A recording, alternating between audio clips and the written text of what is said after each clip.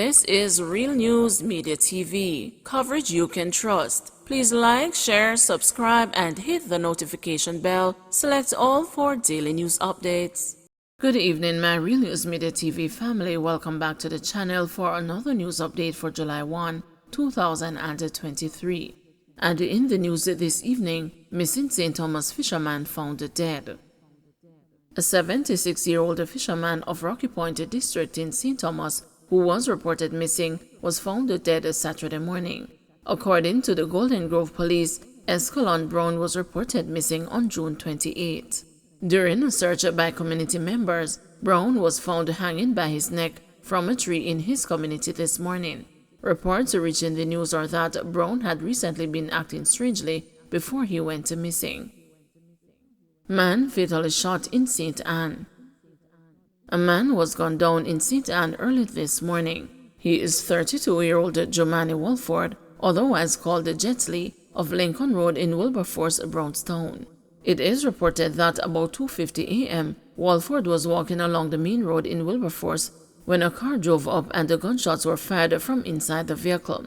Walford was hit. He was taken to the St. Anne's Bay Regional Hospital, where he was admitted in serious condition. He later died. No motive has been established for the killing. Body found along roadway in Pontpiece, Hanover. The body of a man was found along the main road in Pontpiece, Hopewell, Hanover this morning. It is reported that around 5 o'clock, a passerby stumbled upon the body. The deceased man had what appeared to be a wound to his head. Cops attached to the Sandy Bay Police Station visited the scene. Police looking to charge a Kahal Yahweh leader and others following raid at a compound. Investigators are making arrangements to charge Pastor Javon Thompson, the leader of the Kahal Yahweh religious group, and members of his leadership for alleged atrocities at the group's compound in Montego Bay, St. James. This was disclosed Friday afternoon by Assistant Commissioner Clifford Chambers, head of the Area 1 Police Headquarters. He said Mr. Thompson was among 24 people, including women and children, removed from the compound Friday morning during another major police operation. ACP Chambers said the detainees will be charged for breaches of the Child Care and Protection Act based on evidence gathered by the police of alleged child abuse at the facility located in Norwood, St. James. Taken into custody from this location were 24 persons, 9 males and 15 females.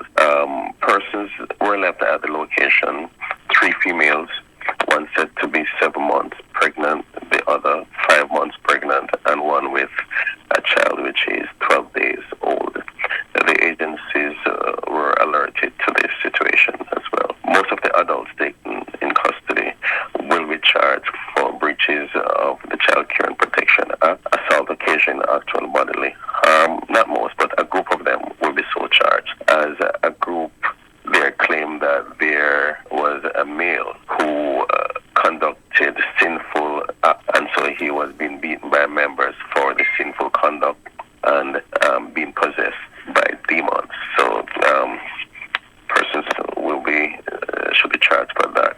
There will also be charges for breaches of the Marriage Act, with possible charges under the Public Health Immunization Act, Regulation 5. As we know, parents have a duty to cause their children to be immunized.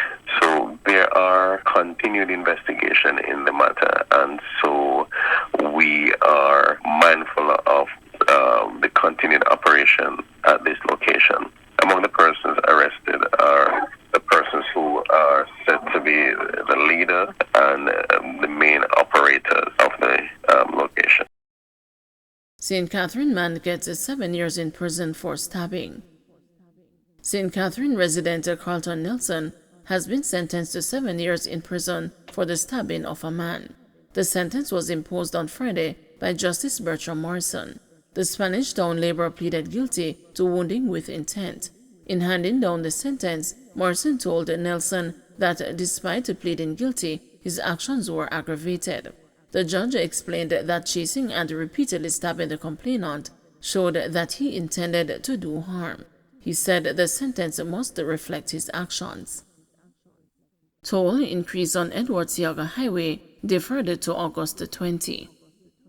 The toll increase for the Edward Seaga Highway has been deferred to August. The Ministry of Science, Energy, Telecommunications and Transport says following discussions with the National Road Operating and the Constructing Company Limited, it was agreed that the annual toll rate adjustment will take effect on August 20 instead of the scheduled July 1. However, the toll adjustment on the P.J. Patterson Highway, which is operated by Trans-Jamaican Highway Limited, will be implemented on July 1, 2023 as scheduled. The concession agreement between the Government of Jamaica and the toll road operators provides for an annual review of the toll rates, which typically becomes effective on July 1 each year. The government says the deferment will go a long way in assisting the motoring public. PNP restocks Rio Corbe with fingerlings following 2022 fish kill. People's National Party President Mark Golding says he has fulfilled a promise he made to restock the Rio Corbe with fingerlings following an incident of a toxic effluent spill at the fish kill last year.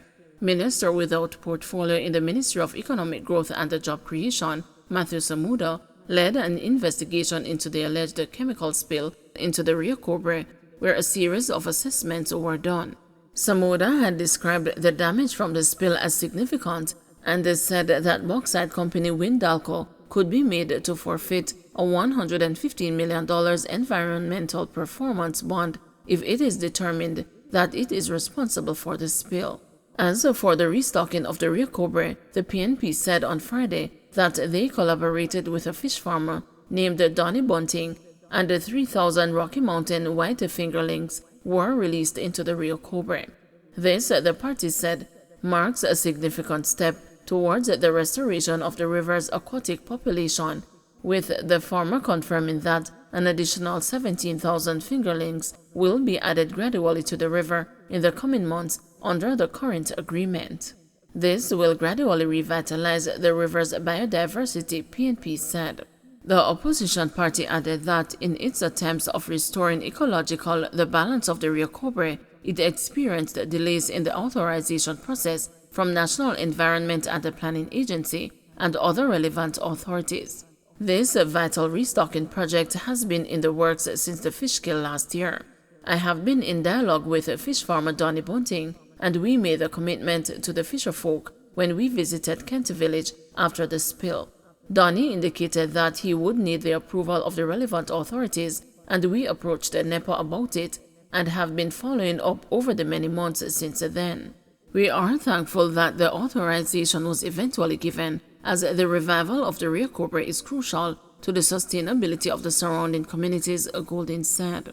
The PNP also reported that Windalco also purchased the red tilapia hybrid fingerlings from farmer Bunting, which were released into the river on Friday. Their contribution to this collective effort is appropriate to help to restore the river's ecosystem, Golding stated. The PNP went on to share their strong beliefs in partnering with the progressive Jamaicans like Donnie Bunting, who shared our commitment to environmental conservation. Through collaborative efforts with individuals and organizations dedicated to environmental stewardship, we can effectively safeguard our precious natural resources and ensure a sustainable future for generations to come. Don't forget to like, share, subscribe, and hit the notification bell. Select all for daily news updates.